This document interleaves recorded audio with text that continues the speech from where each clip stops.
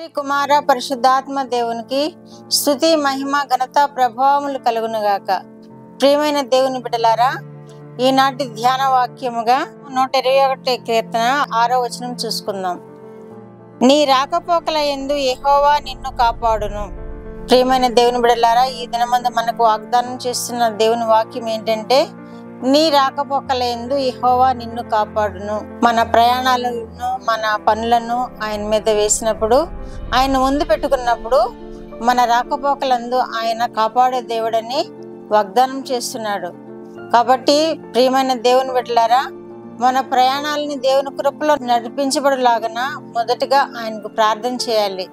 మన సమస్త భారము ఆయన మీద వేయాలి.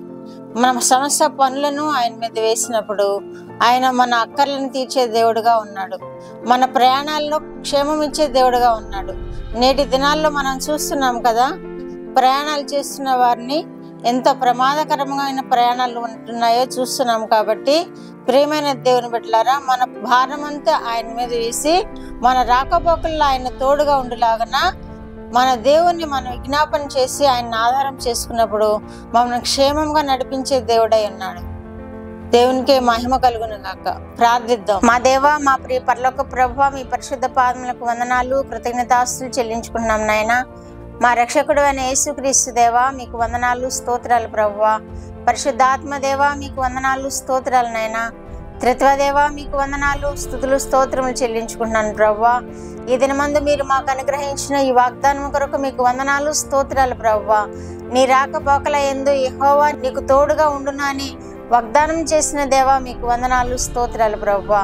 దేవా, ఎవరైతే ఈ దినమందు ప్రయాణంలో ఉంటున్నారో, ఎవరైతే వారు మా ప్రభువా ఏ పని నిమిత్తము నైనా మిమ్మల్ని అడుగుతూ ఉన్నారో, వారి రాకపోకల్లో నైనా వారి పని భారంలో మీరు తోడుగా ఉండండి ప్రభువా. వారికి క్షేమమైన ప్రయాణములు దయచేయండి ప్రభువా. ఈ దినమందు ప్రయాణాల్లో ఉంటున్న ప్రతి బిడ్డకు క్షేమం దయచేయండి ప్రభువా.